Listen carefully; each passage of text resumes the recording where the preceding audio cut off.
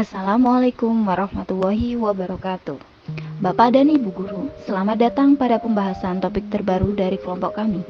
Kali ini kami akan menyampaikan beberapa ulasan terkait pembelajaran berdiferensiasi dalam bahasa Inggris, khususnya pada reading skill. Namun sebelumnya, perkenankan saya memperkenalkan anggota dari kelompok kami. Pertama, Iklima Nuril Arifa. Kedua, Nuril Arifa Sakti. Ketiga, Kartika Indah Pawestri. Dan saya sendiri, Novia Permatasari. Pada pembahasan kali ini, kami mengangkat sebuah topik, yaitu pembelajaran berdiferensiasi untuk peserta didik yang kesulitan dalam pembelajaran reading. Kami akan membahas bagaimana hubungan profiling peserta didik khususnya pada gaya belajar dalam mempengaruhi pembelajaran reading. Selain itu, kami menyajikan beberapa aktivitas yang dapat diaplikasikan dalam pembelajaran reading sesuai dengan gaya belajar. Untuk memberi pemahaman lebih tentang topik kali ini, pertama, kami akan menyampaikan beberapa pengertian tentang pembelajaran berdiferensiasi. Menurut kelompok kami, pembelajaran berdiferensiasi adalah usaha untuk menyesuaikan proses pembelajaran di kelas untuk memenuhi kebutuhan belajar peserta didik sebagai individu. Berdasarkan Tomlinson pada tahun 2001, pembelajaran berdiferensiasi adalah pembelajaran yang memberi keleluasaan dan mampu mengakomodir kebutuhan siswa untuk meningkatkan potensi dirinya sesuai dengan kesiapan belajar minat dan profil belajar siswa yang berbeda-beda. Lalu, pada pembelajaran bahasa Inggris, mengapa pembelajaran berdiferensiasi dalam reading itu perlu diterapkan? Itu adalah untuk membantu setiap murid yang pada dasarnya memiliki kemampuan yang beragam agar dapat tumbuh semaksimal mungkin sesuai kemampuannya.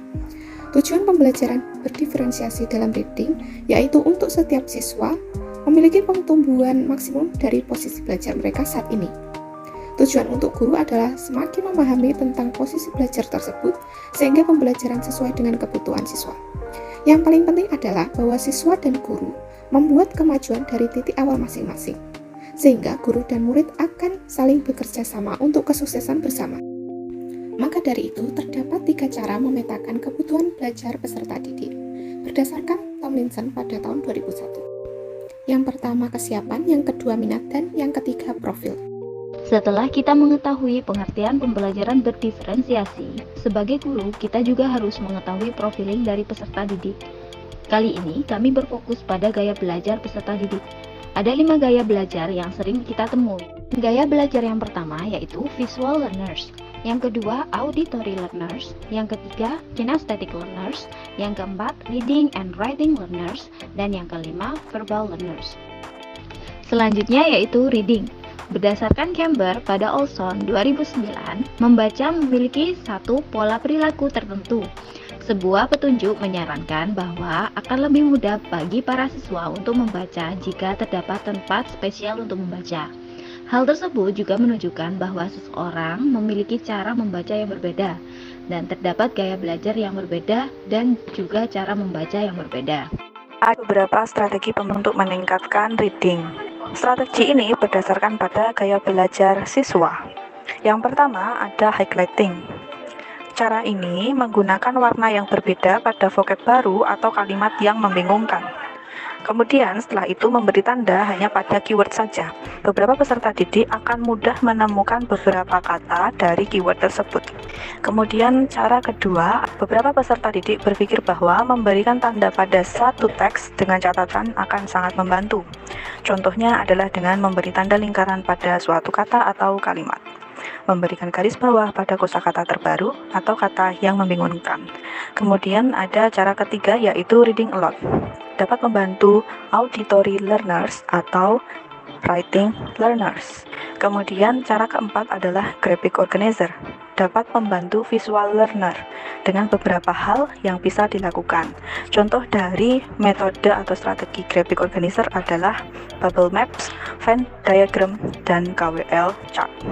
Cara kelima yaitu dengan having question to think about while reading. Strategi ini mampu untuk membantu siswa dengan gaya belajar visual, auditory, verbal, dan juga writing learners. Strategi selanjutnya adalah explore the text. Dalam strategi ini akan membantu semua jenis gaya belajar peserta didik. Misalkan untuk visual learner akan menikmati sajian gambar pada sebuah teks, kemudian mereka akan menemukan perbedaan gambar yang disajikan dan akan membantu mereka dalam memprediksi dan meningkatkan kepemahaman. Kemudian untuk kinesthetic dan reading writing learners, mereka akan menulis catatan atau hal penting terkait teks, membolak-balik halaman, membandingkan perbedaan antara artikel, mereka mampu menjawab pertanyaan penulis dengan melakukan hal tersebut. Kemudian untuk verbal learners akan menikmati ketika mampu membicarakan pemahaman mereka terkait sebuah teks atau bacaan. Kemudian untuk auditory learner, mereka akan menikmati diskusi yang membahas tentang pemahaman mereka terkait teks atau bacaan tersebut. Selanjutnya, strategi yang ketujuh adalah act out the text. Untuk kinesthetic learners akan memperagakan sebuah dialog atau memperagakan suatu gerakan untuk mendeskripsikan sebuah teks yang membantu mereka dalam menguasai apa yang telah dibaca. Kemudian, strategi yang kedelapan adalah summarizing. Dalam aktivitas ini dapat dilakukan tertulis maupun lisan. Untuk auditory dan verbal learners, mereka akan sangat menikmati sebuah diskusi tentang ringkasan yang mereka buat. Dalam pembelajaran ini, kebanyakan mereka akan saling membicarakan tentang sebuah teks yang telah mereka pahami. Kemudian untuk visual and reading writing learners, mereka akan memilih sebuah grafik, gambar, atau dokumen visual yang menarik untuk membuat outline sebuah ringkasan. Kemudian selanjutnya adalah inferring. Peserta didik dengan gaya belajar yang berbeda-beda dapat menggunakan strategi ini. Dalam kegiatan inferring dapat dilakukan oleh semua gaya belajar dengan bantuan bukti-bukti yang mendukung tentang opini mereka terhadap sebuah teks. Contohnya, visual. Mereka akan mencari gambar yang akan mendukung opini mereka tentang pemahaman mereka terkait sebuah teks. Bapak dan Ibu Guru, kesimpulan yang bisa kami sajikan adalah bahwa setiap peserta didik memiliki karakter yang berbeda. Dan sebagai seorang guru, tidak boleh jika hanya melihat peserta didik dari sisi kognitifnya saja. Karena peserta didik pada dasarnya memiliki profil berbeda-beda, yang kemudian membentuk minat dan bakat, sehingga membuat peserta didik akan tertarik dengan pembelajaran jika sesuai dengan minat mereka. Maka dari itu, sebagai guru, kita harus memberikan pembelajaran yang mampu memfasilitasi kemampuan yang berbeda-beda tersebut melalui pembelajaran berdiferensiasi. Bapak Ibu guru yang berbahagia, terima kasih telah menyaksikan pemaparan kami. Sampai jumpa pada topik kami selanjutnya. Wassalamualaikum warahmatullahi wabarakatuh.